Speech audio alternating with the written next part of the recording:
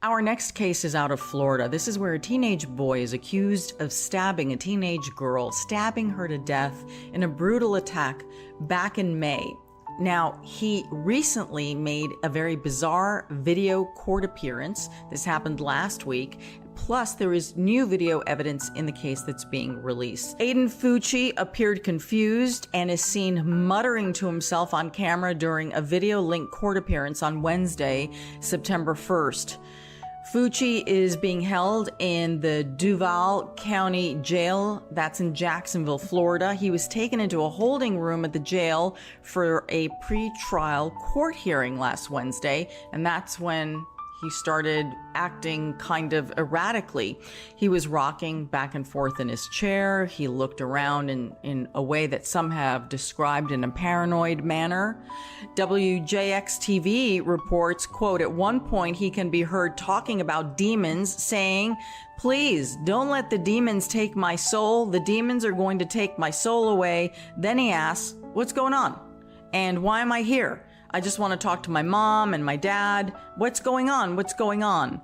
Aiden's attorney filed a speedy trial waiver, and the case is scheduled to be in court again on October 28th. So, Aiden is being tried as an adult in this case. It is indeed bizarre behavior, and no doubt, Danny, I think that his competency will have to be examined now. Yeah, I'm sure that they will, and it's not uncommon for people to do this. What I look at is his actions prior to all of a sudden being confused and all of these other things. And if you go back, he told a friend or classmates that he wanted to kill someone, that he wanted to take someone out into the woods and kill them with a knife. So there's your premeditation, and crazy people don't usually premeditate murder. It's more spontaneous. It happens during one of these moments of confusion or rage. But to plan it, to do it, and then my understanding is once he was arrested, that he was rather jovial in the police car, and it doesn't fit the same profile of what you're seeing now in the courtroom. This display of potential insanity. Though, if he suffers from a severe mental illness, he could have, these huge stretches of erratic behavior where he may seem like he's engaged and present and then have the delusions. So, it is possible that both things are possible, right? That he could present in both manners is what I'm saying. Sure, it's absolutely possible, and I know nothing about his medical history, and I'm no doctor, so absolutely. It's appropriate to go through the procedure of seeing if he's competent to stand trial, if he's competent to appreciate the crime he committed or alleged to have committed, and that's appropriate. Yeah, and I'm by no means suggesting that any of this would absolve him of any responsibility. He is charged and he has pleaded not guilty, but none of this would absolve him from any responsibility. I'm just wondering what's going on with such a young person with such kinds of erratic behavior. And what I don't know is whether what is seen in this video where he is being present for a court appearance, whether that's real or he's pretending, or maybe a combination of it all. We really don't know yet, but it definitely is bizarre if nothing else. Now, according to investigators and court records, investigators said that Aiden had a notebook, and in that notebook he had satanic drawings, and his girlfriend told investigators that he would hear voices in his head that would tell him to kill people. So that's in reference to what you're saying, and he did tell children at school, young people at school, that he did want to take someone out and kill them and stab them to death. So again, these could all be examples of what was going on in his life. And of course, I always have to ask this question: These to me are some really serious red flags, nothing to joke about and nothing to look the other way. So I'm sure that will be coming out later as far as who knew what and who didn't do anything about it. Right. I mean, this is like the school shootings. You know, you have these troubled kids that are going down the wrong path, and nobody seems to notice it until it's too late.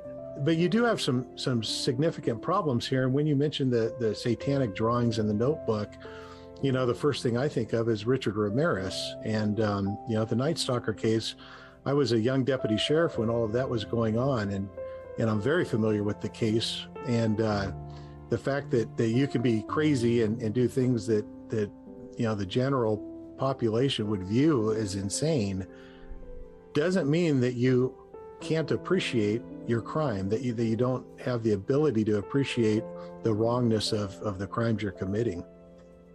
Oh, he has the creepiest eyes of, I think, any serial killer I've seen. He always undid me. Always. Yeah. Very upsetting. Very upsetting.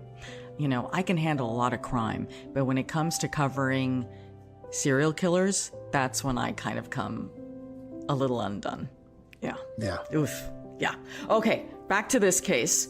So Tristyn Bailey was 13 years old at the time of her murder. She was last seen around 1 a.m. on Sunday, May 9th. And May 9th was Mother's Day. So she went out Saturday night to, you know, hang out in the neighborhood. This is kind of like one of those developments where, you know, there are places for you to walk and parks and all of that like that. So she went out that evening, but she never came home. So her parents reported her missing. Again, this is a residential area with community parks, and it's about 22 miles south of downtown Jacksonville. It's a really nice little area, right, where most people feel very safe. So her family reports her missing Sunday morning, and then full-on search, including not just police but volunteers. And while the search is going on, right, because a young girl is missing, this is a close community. This is something you were talking about, Danny. It's how he was acting. Aiden does something that to me was the most chilling of all. Despite all that other stuff and shenanigans in the courtroom, he posted a selfie of himself on social media, right? Kind of like doing the patrol car thing, because obviously there were police in the area. And he flashes a peace sign, and the caption reads, "Hey guys, has anybody seen Tristyn lately?" Now that, to me, is the really scary, demented part. Obviously. Plus that he allegedly killed her, but it's like, ooh, yeah. So Tristyn is then found at 6 p.m. on Sunday. Her body was discovered in a retention pond. Tristyn Bailey had been stabbed 114 times. And for all of you who know that, you know, we originally covered this case because it was so disturbing, that is violent and intentional, and so many of her stab wounds were actually defensive wounds. So that tells you how long this went on for, and the rage in which the killer stabbed her. Danny, what do you make of this? Well, that's exactly what I was going to say. Is what you have here is the rage, and we've seen it before, and I've seen it personally in several murders. And there's no doubt about it. You know, it's an absolute unhinged again. You know, we go back to someone being unhinged, unleashing all of this rage, and the question is why? And clearly, she was fighting for her life, and her killer was very persistent, and he was going to kill her. And I know that he has not been convicted of this yet, but it's pretty clear. I don't think anyone's really out there looking for any other possible killers. There's enough evidence to say that he's more than likely the person who did it. So the question would be why? Why did he do it? I know she was a cheerleader. I don't know what his social status was at school. Maybe she was someone that he wanted to be able to date and never had a chance with. I don't know. But clearly that's that's a very, very brutal and rage-filled murder. And they're so young. So Tristyn was 13, Aiden 14. This is crazy. They're so young. So young. So Aiden was, right? Just kids. Aiden was arrested Sunday night, and he was charged with second-degree murder. And then on May 27th, the Florida State Attorney announced that Aiden would be tried as an adult, and they had bumped up the charge to first-degree murder after a grand jury returned an indictment. Yeah, I would think that the prior statements to classmates about wanting to take someone out to the woods to kill them, that's more than enough right there to go first-degree murder. And I'm glad they're charging him as an adult. 14 seems young, and it is, but I've handled many cases where 14-year-olds have committed heinous murders, and there's something wrong with our society when we have 14-year-olds doing these things, but they still have to be held accountable. This wasn't an accident. This wasn't like two, young kids or teenagers roughhousing it and someone, got bonked in the head. That's not what this is. This is a violent, savage murder. This is nothing short of that. Right. So a knife was found in a pond near where Bailey's body was found. The tip of the knife that they found was broken off. This, to me, actually, I think is unbelievably strong evidence as well. The medical examiner found the tip in Tristyn's body. So I'm sure that they're working on all the forensics and the DNA to match all of that. But that... Yeah. Mm-hmm. Yeah, I was just going to say, that will conclusively put the knife that was found as the murder weapon. And of course, her DNA will also substantiate that, but it's also very likely that his DNA is going to be found on that weapon as well. It's very, very seldom is there a knife attack where, the attacker doesn't end up getting cut as well. Well, that brings us back to what you were talking about. You were talking about how the mother is now, Aiden's mother has been charged with covering up because she was in the process of washing some bloody jeans. And the question, of course, would be, whose blood would that be? It would most likely be Tristyn's blood, and some of it could also be Aiden's blood, right? We don't know what wounds, if any, he had. We're still waiting on that kind of information. So some of the DNA testing has come in, and police say that her DNA was found on his shoes and on a t-shirt that was found in his bedroom when police went to talk to him and to search the property. But what is in debate here is what evidence was there on the jeans? Like, how helpful could those pair of jeans have been? On June 5th, Aiden's mother, Crystal Lane Smith, she turned herself into authorities, and she was booked and charged with destroying evidence. It's a third-degree felony. She was released on a $25,000 bond. The St. Augustine Record newspaper reports that home video surveillance from Aiden's mother's own home, right? When you kind of help your own case here, recorded her taking a pair of jeans from her son's room after he was taken into custody by the sheriff's deputies on Sunday night, the same jeans that Aiden was reportedly wearing during that attack. So in the arrest warrant, they write, Smith retrieved what appeared to be a pair of blue jeans, taking the jeans to the adjacent bathroom and appeared to be scrubbing the jeans in the bathroom sink. The video then showed Smith taking the jeans to her master bedroom for a period of time.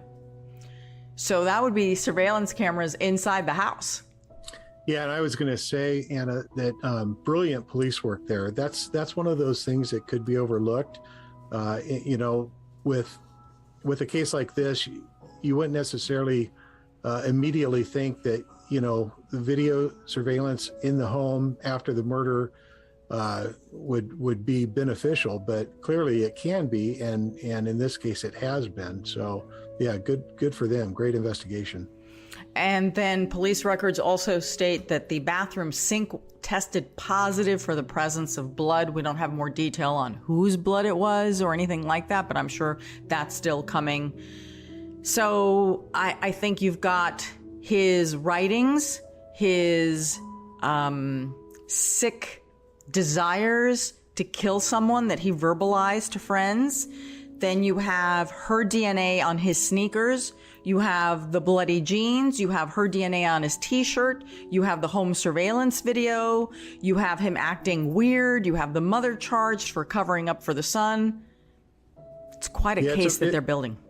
It is. It's a really solid case. And my sense of the matter is if they don't buy, the insanity plea that he's clearly going to make, they'll be wanting to negotiate some type of a plea agreement.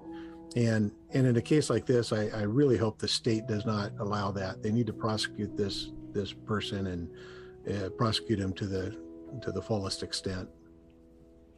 And like we said, these are cases when we say to you on this program that we're going to keep an eye on these cases, we do. And when there are huge developments like we just saw in these two cases, we will bring them to you because they're cases that everyone wants to know more about and everyone truly wants justice here.